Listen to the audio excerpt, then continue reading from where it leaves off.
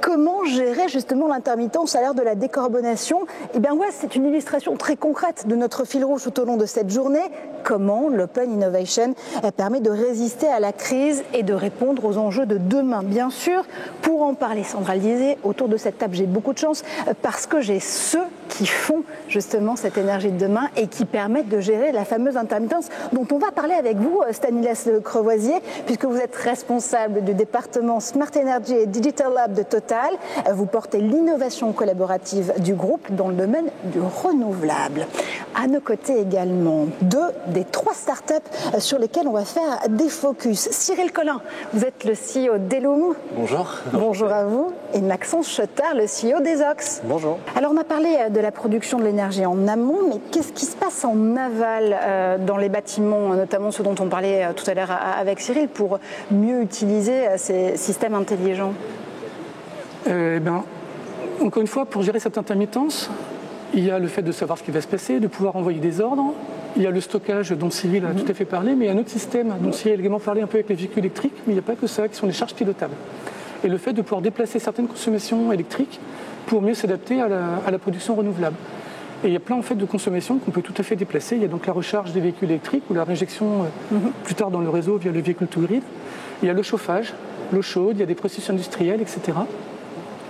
Et il s'avère donc qu'on a un projet nous, d'équipement d'un bâtiment sur le plateau de Saclay pour en faire un micro-réseau énergétique et de production, stockage et pilotage de charge local.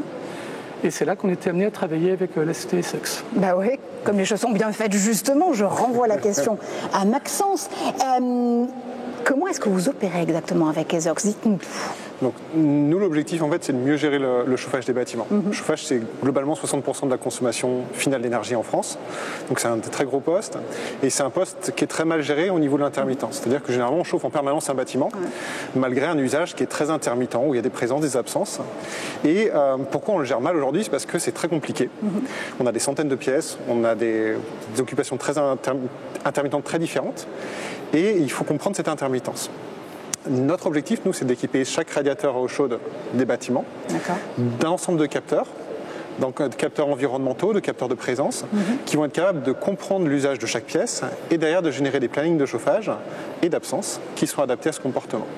Donc on vient gérer cette intermittence qui est finalement celle de la pièce, celle de l'usage final de l'utilisateur pour justement économiser de l'énergie et apporter de l'efficience énergétique au bâtiment. Oui, il y a quelques saisons encore, on parlait beaucoup de smart building, tout devait devenir intelligent. Là, concrètement, c'est l'illustration exacte de la façon dont on peut rendre ces radiateurs eux-mêmes perceptibles à l'environnement et eux-mêmes, du coup, pouvoir gérer directement la façon dont ils vont produire de l'énergie ou pas.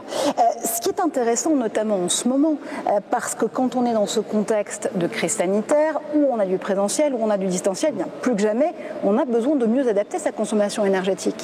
Oui, exactement. C'est des choses qu'on voit dans nos systèmes.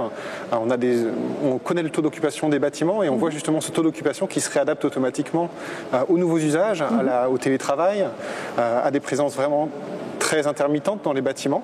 Et c'est toute la force de nos systèmes et de l'intelligence et du smart building. C'est au lieu d'attendre que l'utilisateur fasse le pas pour commander le bâtiment, finalement c'est le système qui détermine automatiquement à quel moment il faut chauffer et à quel moment il faut abaisser le chauffage pour apporter cette efficience. Donc on est indépendant finalement des usagers qui ne sont pas forcément en centre de préoccupation cette partie de gestion de chauffage. Ouais, puis c'est du très concret parce que si je dis pas de bêtises là aussi, vous permettez à vos clients de faire en moyenne 40% d'économie d'énergie. Oui, c'est vrai qu'après, c'est très large en fonction de la typologie de bâtiment, mais effectivement, on fait 40% en moyenne. Et ces économies d'énergie, ce qui est très important, c'est qu'elles sont complètement indépendantes de la gestion. Donc on vient simplifier aussi les processus de gestion des bâtiments et on apporte cette simplicité où l'automatisation fait le pas sur l'homme. Il y avait un intérêt tout particulier pour vous à travailler notamment avec Total. Les groupes d'énergie, les énergéticiens sont engagés, on le rappelle bien évidemment, dans cette transition climatique, mettre les énergies au pluriel à l'honneur et essayer de recomposer ce mix énergétique. Comment est-ce que ça s'est passé votre rencontre avec Stanislas? Peut-être pas avec Stanislas directement d'ailleurs, si, ben voilà. Si, on s'est rencontrés sur le CES de Las Vegas. Ah ben voilà, jolie plateforme de rencontre. Et effectivement, c'est un lieu de rencontre pour les innovations. Et c'est vrai que nous, on a tout un intérêt à travailler avec des énergéticiens qui qui ont ce besoin, en plus de produire de l'énergie de plus en plus verte, mais aussi d'éviter le gaspillage de l'énergie dans le bâtiment. Et ça, c'est vraiment notre mission, éviter le gaspillage. Ouais. Et c'est des exemples, encore une fois, très concrets. Avant de conclure ce panel, messieurs, je voulais quand même vous demander à quel point ces projets que vous portez, qui sont plus que des projets, qui sont aujourd'hui des entreprises, qui ont des clients, qui embauchent, qui ont des collaborateurs, des collaboratrices, qui réalisent du chiffre d'affaires et qui ont des perspectives de développement, pourquoi est-ce que Saclay, c'était le bon endroit pour pouvoir les propulser, les amener vers ce qu'elles sont aujourd'hui, Maxence? Je pense que c'est un très bon endroit parce qu'on peut aller plus loin. C'est vrai que nous, on opère beaucoup dans des bâtiments où on déploie nos solutions et ça s'arrête là. On ne va pas chercher un écosystème. Ici, on peut vraiment lier des entreprises, partager la donnée, créer quelque chose de plus grand et plus intelligent, aller vraiment sur le smart building, smart city, avec tout cet écosystème qui apporte un complément. On est complémentaires les uns aux autres. C'est un laboratoire vivant, géant, si j'ose dire. Cyril,